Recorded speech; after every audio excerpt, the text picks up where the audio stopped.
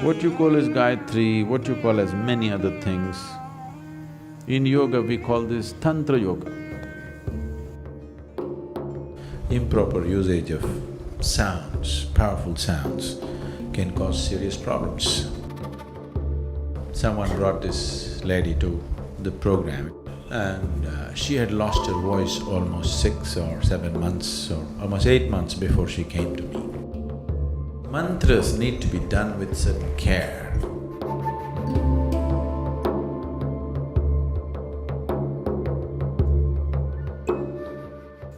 Gayatri is a powerful process, very different in its nature. It is not something that's entirely focused towards one's internal or spiritual growth or that dimension. It involves various things. So this was generally taught to every householder so that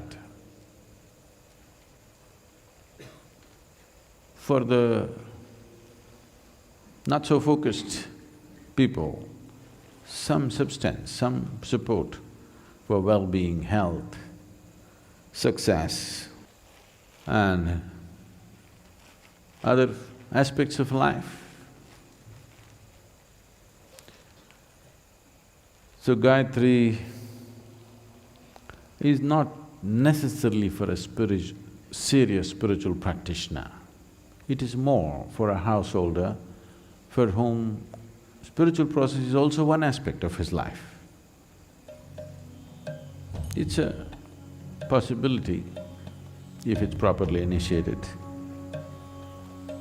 We don't generally do those things here because except for the Devi, spiritual process here is devoid of all ritual.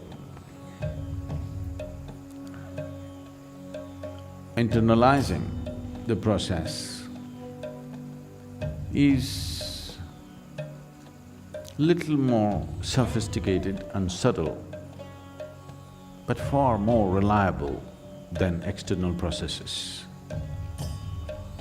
When we use external processes to create inner dimensions, it leads to a certain limitation of space and time as to what we do and what we do not do. You can't be 24 hours spiritually on if you are involved in an external process. It's a good support, it's a good aid, but it's just that, it's a good support. In terms of support, there are many other ways to support this. Above all, those who are initiated by us here, we support them in a completely different way. They just have to they just have to ask for it, and wherever they are, there is a support system.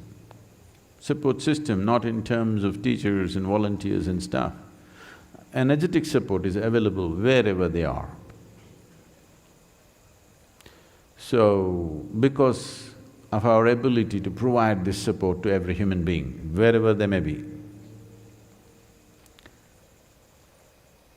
we did not establish rituals of support.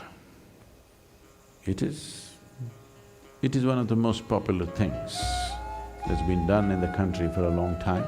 Long time means particularly in the last 1,000 years. I think since Adi Shankara, he propagated this big time.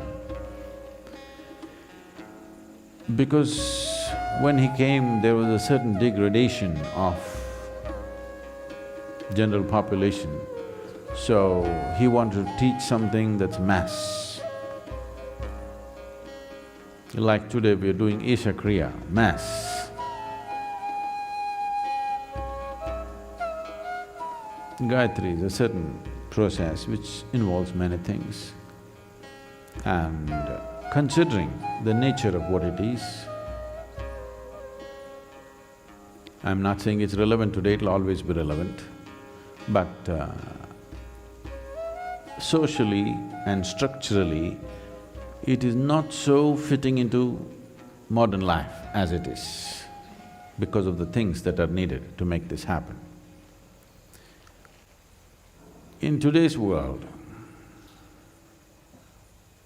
because almost a huge population on the planet today does not stay in the same place. I want you to understand, I want to look back and see. 500 years ago, most people in their whole lifetime, they got up and went back to sleep in the same place, in the same building for their whole lifetime without one day of being out. That's how life used to be. Today, I think very, very few human beings are like that. People like me, if I sleep on the same bed for 2 nights, I think it's a fortune. So, those days are gone. Because of that, certain rituals and certain ways of doing things, the relevance of that has come down substantially. I'm not saying the relevance of the basic practice is gone, no. But social things have changed, situational changes have happened, which doesn't facilitate those type of practices much. It's best they're internalized. Internalized processes can be done anywhere. We are not depending upon what kind of atmosphere we are in, what kind of people we are with, it doesn't matter. So, yoga is 100% internalized.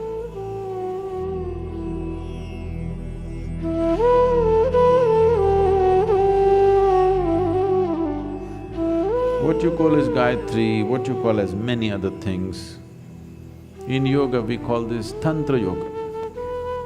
When I say Tantra Yoga, today Tantra has found very ridiculous expressions, particularly in the Western nations. And people think if you utter the word Tantra, they're thinking about unbridled promiscuity. No, Tantra just means technology. There are various types of tantras. So if you employ technologies where external material is involved, that's called tantra. If you employ technologies where no external material is involved, it's completely internalized, then we call it yoga. If we want to create tantric processes, right now an arati is happening in the Devi temple, it's a kind of a tantra. A puja happens, it's a tantra. An abhishekam happens, it's a tantra. These are techniques or technologies to create certain impact. But now if you want to do tantra, you need the form of the Devi, you have so many limitations. Tantra is useful when people are not willing to do anything by themselves, they want somebody else to do it for them. So one person who's learned how to do it facilitates it for everyone. The danger of Tantra is exploitation. There was a fabulous tantric culture in this country. In the last 2 generations, we've beaten it down because it led to such states of exploitation and turned so ugly, we thought it's better without it. So the last 2 generations have really pushed ritualistic way of life out because it was so exploitative. So internalized processes, the safety of it is nobody can exploit it, it's you. Somebody can inspire you, somebody can initiate you, somebody can induct you into a powerful process, that's it. There is no room for exploitation. At the same time, there is no need to throw everything out. That would be like throwing the baby with the bathwater. You don't have to throw everything out. Carefully maintain tantra is okay. I want you to obliterate this silly idea that you have. Tantra means sexuality. No, it's got nothing to do with sexuality. It has got something to do with using external means to make things happen, whatever. Because both yogis and tantrics are more like scientists, seeing how to make it work. They might not have fit into the moral codes of a particular society at a particular time in history. Because of that, they might have gotten this label. Because of that, they've gotten this label. But otherwise, it is nothing to do with sexuality, it's about learning to use external material for your well-being. Not just yours, the larger group of people. So Gayatri belongs to that realm, nothing wrong with it, it's just the suitability of today. The mantras are a powerful process, but they need to be properly used, properly initiated. Improper usage of sounds, powerful sounds, can cause serious problems. I happened to be in United States and someone brought this lady to the program. It was a 7-day event and she had lost her voice almost 6 or 7 months or almost 8 months before she came to me. Voice totally gone.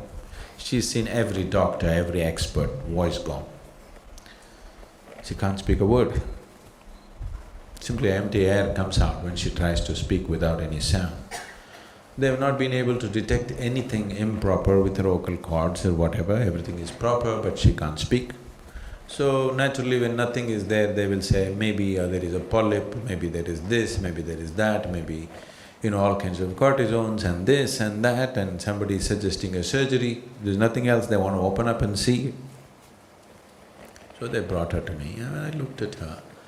And then I asked, did you do any practice, any spiritual process? Did you do any mantras?